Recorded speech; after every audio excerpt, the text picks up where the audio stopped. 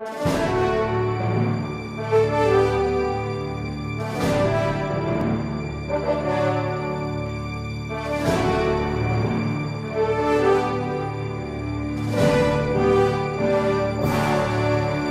Resposta Católica de hoje, gostaríamos de responder à pergunta do Gustavo. O Gustavo quer saber como é possível, uma vez que a Igreja Católica agora está defendendo o princípio da liberdade religiosa a partir do Concílio Vaticano II, como é possível educar os meus filhos para serem católicos apostólicos romanos? Bom, Gustavo, o fato é o seguinte, para responder a sua pergunta, nós temos que, em primeiro lugar, entender o que é o direito à liberdade religiosa que está no documento de Dignitatis Humanae do Concílio Vaticano II. Em primeiro lugar, não é um direito absoluto, ou seja, um direito que não tem limites nenhum. O próprio documento coloca isso.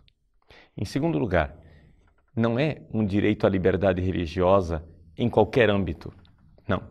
Trata-se de um princípio muito simples, que o Estado tire as mãos de cima da religião. Ou seja, que o Estado não intervenha na possibilidade de as pessoas viverem a sua religião livremente. Ou seja, o princípio da liberdade religiosa, ao invés de atrapalhar você a educar os seus filhos na fé católica, diz exatamente o contrário. Diz que o Estado não pode proibir você de educar os seus filhos na fé católica. Você entende? Ou seja, que o Estado, na verdade, não deveria impor uma religião às pessoas. Mesmo quando, por alguma circunstância social, naquele país existe uma religião oficial.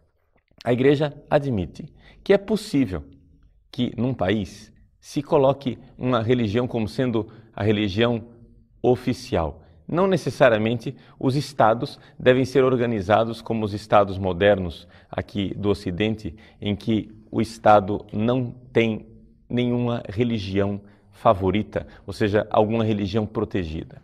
Não. A Igreja admite, é possível que o Estado abrace uma religião como religião oficial. No entanto, mesmo que isso aconteça, é necessário que nós compreendamos: o Estado não pode obrigar as pessoas a pertencerem àquela religião. Deve sempre haver um espaço de liberdade para que as pessoas possam escolher a religião que irão professar.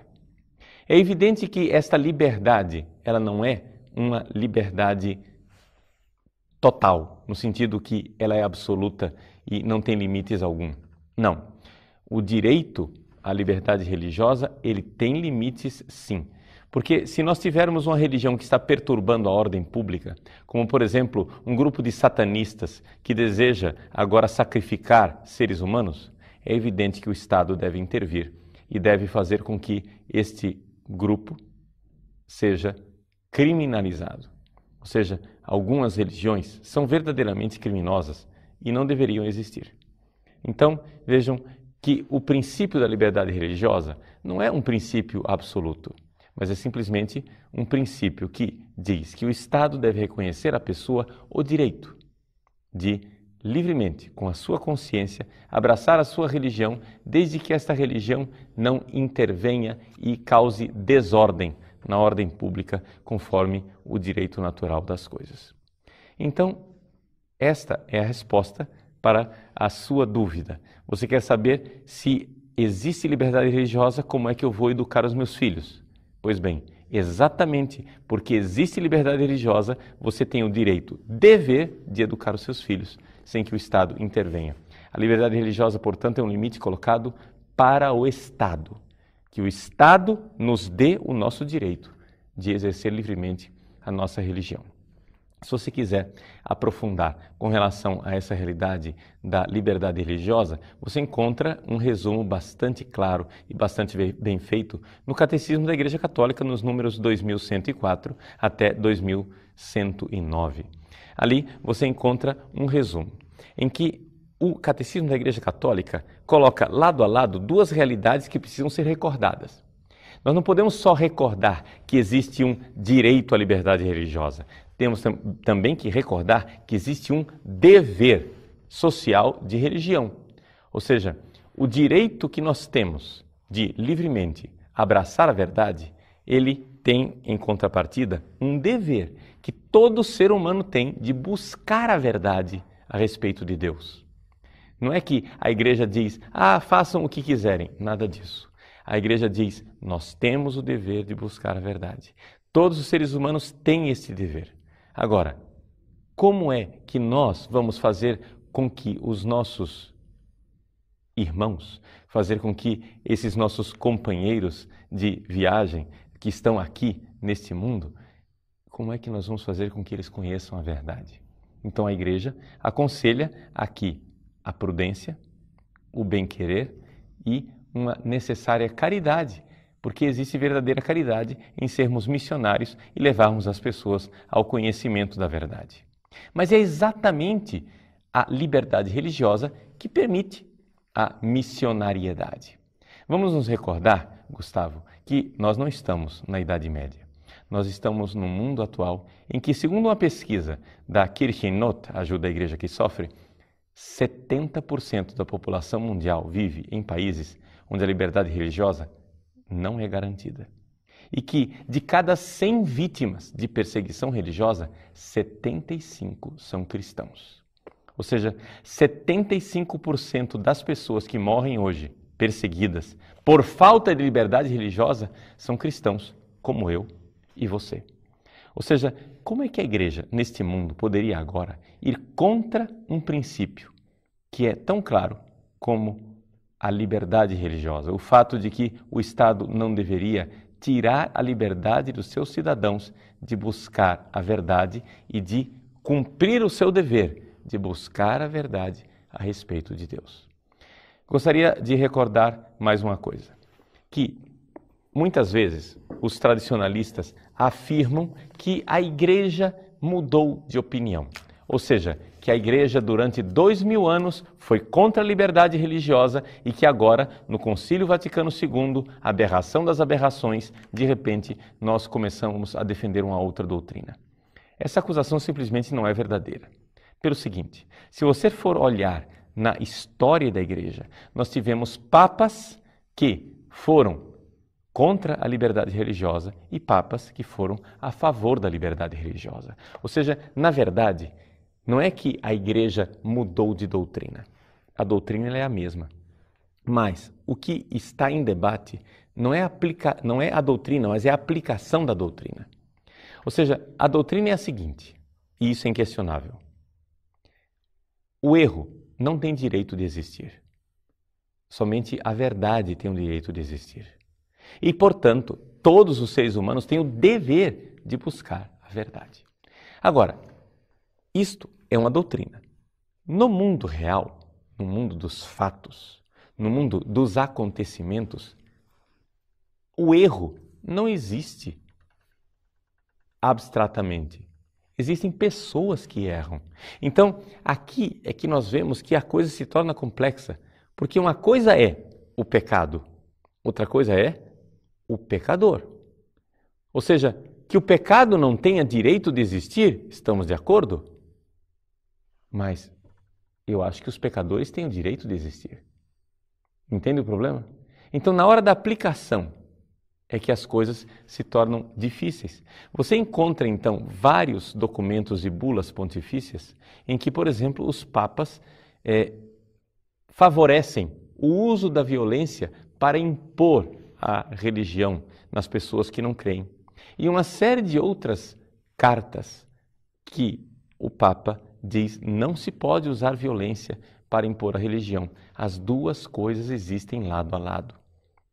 Então, vejam, não é que a igreja ela mudou na sua doutrina ou oscila na sua doutrina. A doutrina é sempre a mesma.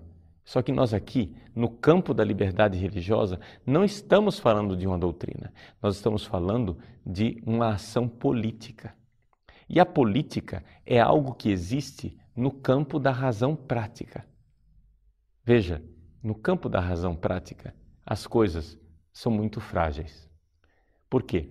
Porque os princípios morais que pertencem à razão prática, muitas vezes são certos.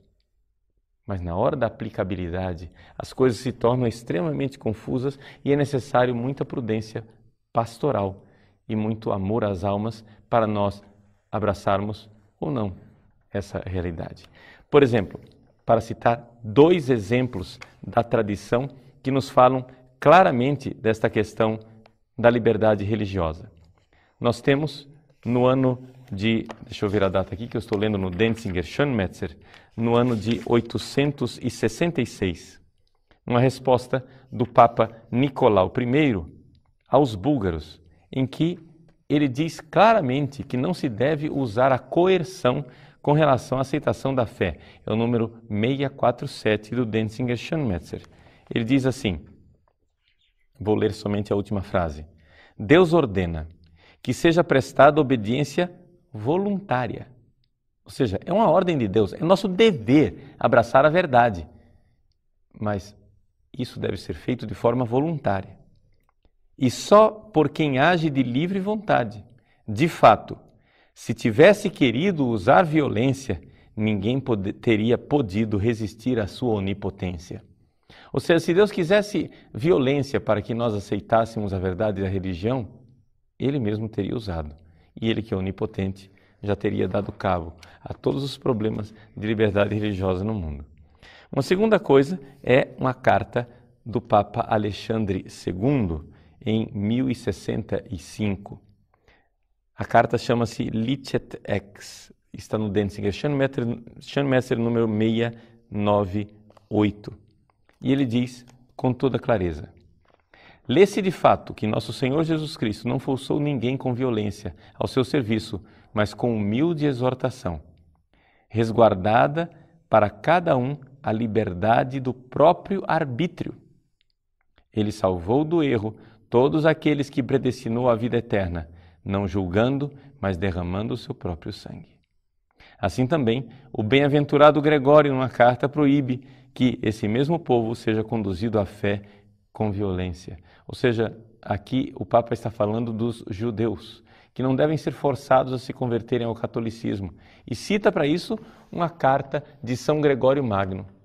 No entanto, no próprio Denzinger Schönmetzer, se você for ler na nota de rodapé desse número 698, você vai ler o seguinte: não todos os papas seguiram esta opinião. O próprio Denzinger admite isso.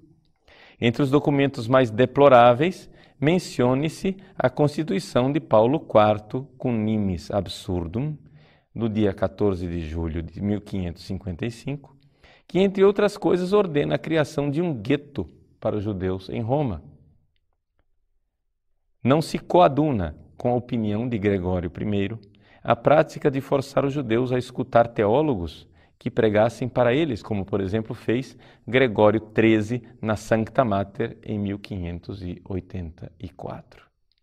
Então vejam que, na verdade, os papas, ao longo dos séculos, oscilam na hora de aplicar pastoralmente. Vejam, a doutrina da Igreja ela é muito clara. A Igreja ela é infalível doutrinalmente. Ela não é infalível pastoralmente. Então, muitas vezes, a Igreja toma decisões pastorais que podem ser criticadas e são, às vezes, de fato criticáveis. Uma coisa que deve ser distinta nisso tudo é essa realidade. A infalibilidade doutrinal e a fragilidade pastoral da Igreja. Quando nós falamos que nós precisamos, como cristãos, defender a liberdade religiosa enquanto princípio da sociedade civil, em que o Estado não limite e não use a coerção para impor uma religião nos seus cidadãos, nós estamos aqui tomando uma atitude que é de política, ou seja, a razão política está agindo. No caso, a Igreja, pastoralmente, está tomando essa atitude de defender esse princípio político. Embora saibamos, o princípio teológico é sempre o mesmo. Só existe uma religião, só existe uma verdade, só existe uma igreja. É a Igreja Católica. Isso não quer dizer que as outras religiões não possam existir e que as pessoas não tenham a liberdade para buscar esta religião verdadeira. Devemos defender a liberdade religiosa e devemos defender o nosso dever da busca incessante pela verdade de Deus.